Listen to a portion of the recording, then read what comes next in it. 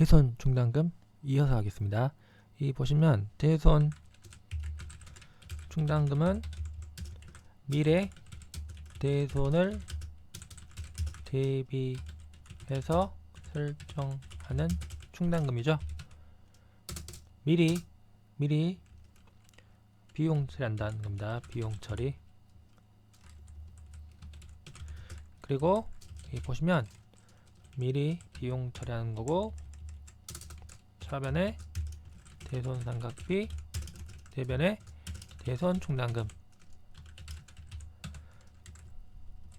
이런 식으로 해가지고 대손 충당금을 설정한다. 그럼 이 대손 삼각비는 비용이죠. 비용. 그럼 이 비용 처리한 것을 송금으로 인정해 준다는 겁니까? 한도가 있죠. 대손 충당금 설정 한도가 있고, 이 법인세법상 한도액만큼만 송금으로 인정해 준다라는 겁니다. 근데 이 대손 충당금 설정할 때는 세무상 대손 충당금 설정 대상 채권 곱하기 대손 상각률이죠. 근데 여기서 보시면 대손 충당금 설정 죄 채권이 있다는 겁니다. 대손 충당금 설정 대상 채권이 있고, 대손 충당금 설정 죄 채권이 있다. 그럼 이 대손 충당금 설정 죄 채권이다, 이런 거는 대손 충당금 설정 죄 채권이다. 그럼 이거는 법인이 보유한 채권입니다. 물건 아닙니다. 물건 아니고 채권입니다. 법인이 보유한 채권인데 대손 충당금 이 설정 대상 채권에 해당하지 않는다는 겁니다. 법인이 보유한 채권인가 받을 권리가 있다는 거죠. 받을 권리가 있다. 하지만 대손 충당금 설정 대상 채권이 아니다는 겁니다. 첫째가 뭐죠? 특수관계에 대한 업무무관 가지급입니다. 특수관계에 대한 업무무관 가지급. 이 보시면 특수관계인에 대한 업무무관 가지급금이 뭔지는 배웠죠? 특수관계인, 그러니까 대표이사는 거죠. 대표이사, 대표적인 겁니다. 대표이사라든지 뭐 주주, 대주주 이런 사람들, 특수관계인에 대한 업무무관이죠. 업무무관 가지급금. 이 가지급금은 대여금입니다. 업무와 무관하다. 그러니까 영업과 법인 영업과 관련이 없다. 그러니까 대표이사한테 법인 영업과 관련 없이 대여해 준 금액, 이게 특수관계에 대한 업무무관 가지급금이다 라고 생각하시면 되겠습니다. 이 보시면 특수관계에 대한 업무무관 가지급금은 업무와 관련 없이 특수관계인 대표이사라든지 뭐 대주주 이런 사람들한테 대여한 금액, 법인이 그러니까 받을 권리가 있다는 거죠. 돈을 빌려줬으니까 나중에 받을 권리가 있다. 근데 이 대표이사가 돈을 법인한테 변제를 해주면 좋은데 변제를 안 해주는 경우도 있겠죠. 그럼 이 못 받은 돈, 특수관계된 업무무관 가지급금은 못 받은 경우에도 법인세법상 송금으로 인정해주지 않는다고 배웠습니다. 이 보시면 특수관계에 대한 업무무관 가지급금, 이거는 대손 시 대손금 처리 시 송금 부착되는 채권 해가지고 채무보조로 발생한 구상채권, 그리고 특수관계에 대한 업무무관 가지급금 이 있죠. 특수관계에 대한 업무무관 가지급금은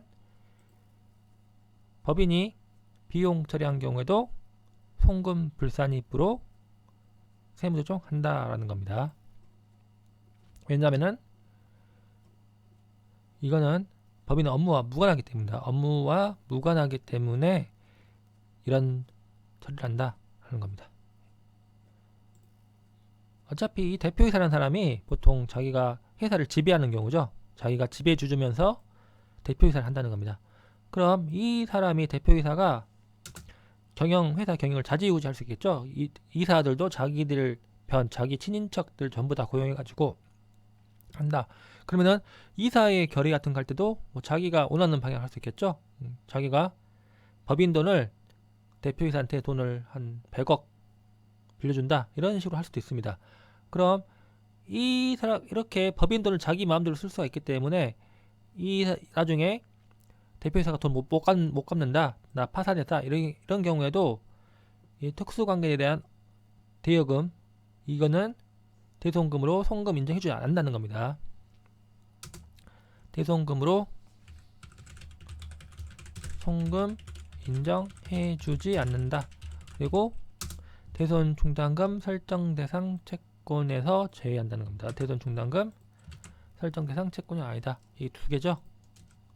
외워야겠죠. 특수관계에 대한 업무무관 가지급금 굉장히 중요합니다. 이게 나중에 부당이익 계산 부인 규정하고 연결돼 가지고 상당히 복잡하게 연결됩니다. 그러므로 굉장히 중요하므로 반드시 외워야 된다는 겁니다.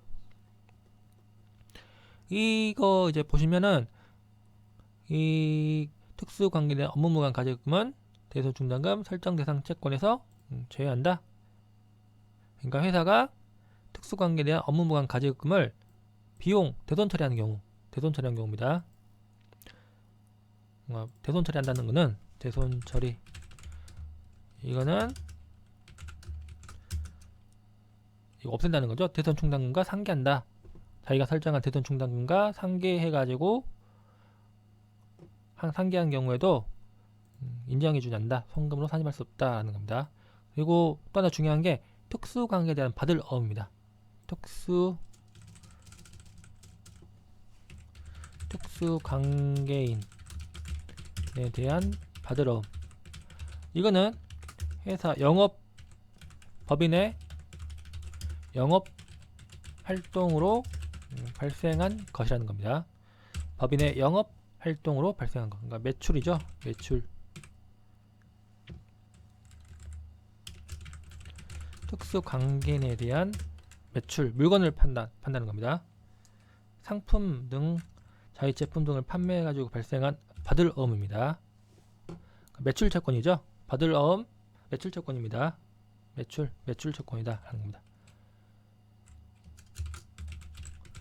그렇기 때문에 법인의 영업활동과 관련되어 있기 때문에 이거는 당연히 대손 충당금 설정 대상 채권에 포함한다는 겁니다. 법인의 영업활동과 관련된 것이기 때문에 대손 충당금 설정 대상 채권에 포함한다 라고 생각하시면 되겠습니다. 그 다음에 보시면 채무 보증으로 인해 발생한 구상 채권이죠. 채무 보증으로 인해 발생한 구상 채권.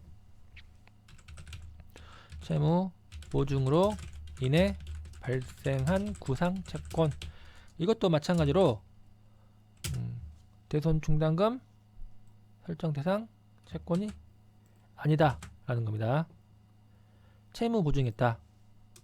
그러니까 법인이 다른 회사 채무를 보증한다는 겁니다. 보증했다. 채무를 보증했다. 채무 보증했다. 더 중요한 건 뭐예요? 그 보증한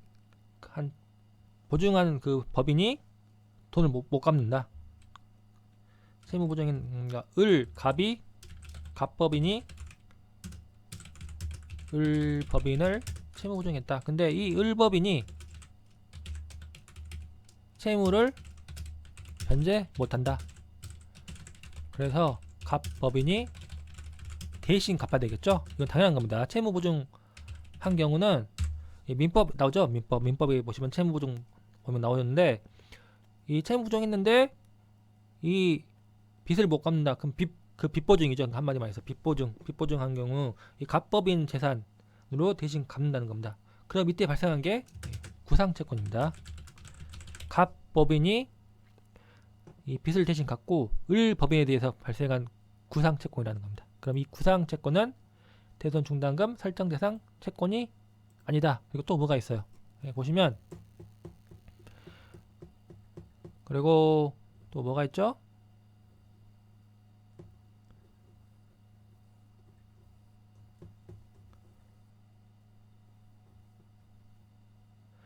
여기 보시면 대손금 처리 시 송금 불산이 되는 채권의 채무부조로 인해 발생한 구상채권이었죠.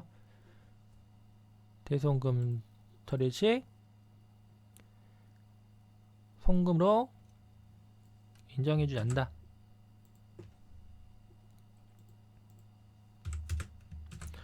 그러니까 이건 두 개 넣어야겠죠. 특수관계에 대한 업무무관 가지급금. 그러니까 특수관계에 대한 업무무관 가지급금. 이거는 대손 중단금 설정 대상 채권이 아니다. 그리고 대손금으로 회사가 비용 처리 시 송금으로 인정해주지 않는다.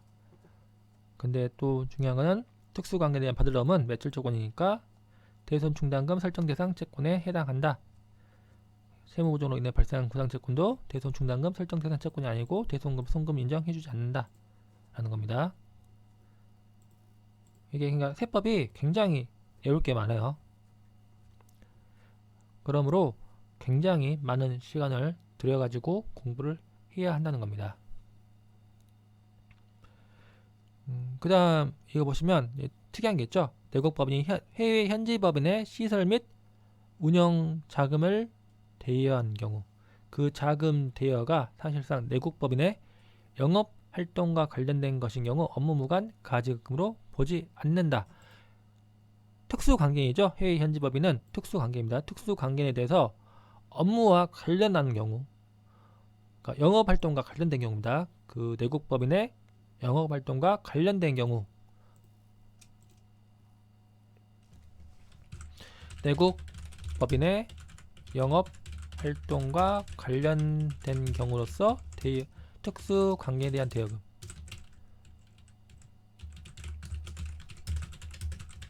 이거는 업무무관 가지급금으로 보지 않는다. 이게 중요하죠? 중요합니다. 이거는 2차 나옵니다. 2차. 1차는 안 나오고 2차에 한번 나왔어요. 당연히 특수관계에 대한 대여금이기 때문에 이거는 업무무관 가지급금이라도 생각할 수가 있어요. 근데 이 내국법인의 영업활동과 관련된 경우에는 업무무관 가지급금으로 보지 않는다. 이 집행기준에 있는 겁니다. 보세요. 법인이 특수관계 있는 자와 거래에서 발생한 외상매출금 회수가 지연되는 경우로서 해당 매출 조건이 실질적인 소비대차로 전환된 경우, 그러니까 소비대차로 전환된 경우라는 것은 대여금으로 바뀐다는 겁니다. 그런 경우에는 업무무관 가지급금으로 본다라는 겁니다. 그러니까 주의하세요. 영업활동과 관련된 경우에는 업무무관 가지급금으로 보지 않는다. 근데 이거는 소비대차로 전환된 것이 영업활동과 관련이 없기 때문에 업무무관 가지급금으로 본다는 겁니다. 아시겠죠? 다만 거래 상대방이 자금 사정 등으로 불가피하게 회수가 지연되는 경우, 이런 경우 정당한 사유가 있다는 겁니다. 그러니까 상대방, 특수관계 있는 상대방이 자금 사정이 너무 안 좋아가지고 그래가지고 매출채권 회수가 좀 지연된 경우입니다. 돈을 받아야 되는데 상대방이 좀 돈이 없어가지고 못 받는 경우, 그리고 정당한 사유가 있다는 겁니다. 그런 경우는 매출채권 지연에 따른 연체로 상당액을 받기로 한 경우에도 매출채권이 업무와 관련 없는 가지급금으로 전환된 것으로 보지 않는다라는 겁니다. 외울 게 많죠? 외울 게 많습니다. 그 다음에 보시면 부당행계산 부인 규정을 적용받는 시가초과액에 상당하는 채권, 이것도 대손 중단금 설정 대상 채권에서 해당하지 않는다라는 겁니다. 예를 보시면 갑법인이 특수관계인입니다. 특수관계는 을법인한테 시가 5천만원 토지를 1억 2천만원에 양도했다. 와, 이게 괜찮은 거죠? 시가보다 훨씬 더 비싸게 판 경우입니다. 그럼 이 갑법인은 이익을 봤다는 겁니다. 근데 이 1억 2천만원을 현금으로 받는 게 아니라 미수금입니다. 미수금. 자기가 돈을 나중에 받기로 한 경우, 그럼 언젠가는 1억 2천만원을 받겠죠? 그런데 이 대손 충당금 설정 대상 채권은 이 5천만원입니다. 시가인 5천만원, 이 부분만 대손 충당금 설정 대상 채권에 해당한다. 7천만원 대손 충당금 설정 대상 채권에서 제외한다는 겁니다. 아시겠죠? 부당행 계산 부인 규정을 적용받는 경우, 어쨌든 이 갑법인은 이득을 본 겁니다. 시가 5천만원짜리를 1억 2천만원에 팔았기 때문에 이득을 봤다. 하지만 대손 충당금 설정 대상 채권은 시가 5천만원이라는 겁니다. 그리고 보시면 할인어음, 배서, 양도어음입니다. 할인어음 이게 매각거래에 해당하는 경우입니다. 그러니까 자기가 보유한 어음 있죠? 어음을 팔아버리는 경우입니다. 어음 할인에 의해 금융기관에 양도된 어음, 즉 이 할인어음과 어음 소진이 만기일 전에 어음상의 채권을 타인에게 양도하는 어음, 배서 양도하는 의무이죠. 자기가 어음을 다른 사람한테 넘긴 것입니다. 그리고 이게 매각거래에 해당하는 경우입니다. 매각거래에 해당하는 경우 대선 충당 설정 대상 채권에 포함하지 않는다라는 겁니다. 이게 중요하겠죠? 그리고 만약 차익거래에 해당하는 경우, 어음 할인이 어음을 담보로 자금을 차입한 차익거래에 해당하는 경우는 대선 충당금 설정 대상 채권에 포함한다라는 겁니다. 그러니까 이게 매각거래인지 차익거래인지 봐야겠죠?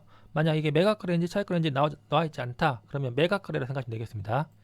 법문에는 이게 매각거래라고 가정을 하고 할인어음과 배서 양도어음은 대선 충당금 설정 대상 채권에서 포함하지 않는다라고 나와 있기 때문에 이 차익거래다. 그러면 대선 충당금 설정 대상 채권에 포함하고 이게 매각거래인지 차익거래인지 모른다. 그러면 대선 충당금 설정 대상 채권에 해당하지 않는다라고 보시면 되겠습니다. 그 다음 보시면 지급보증금입니다. 지급보증금은 대선 충당금 설정 대상 채권에서 제외한다. 어차피 보증금이죠. 보증금이기 때문에 대선 충당금 설정 대상 채권에서 제외한다.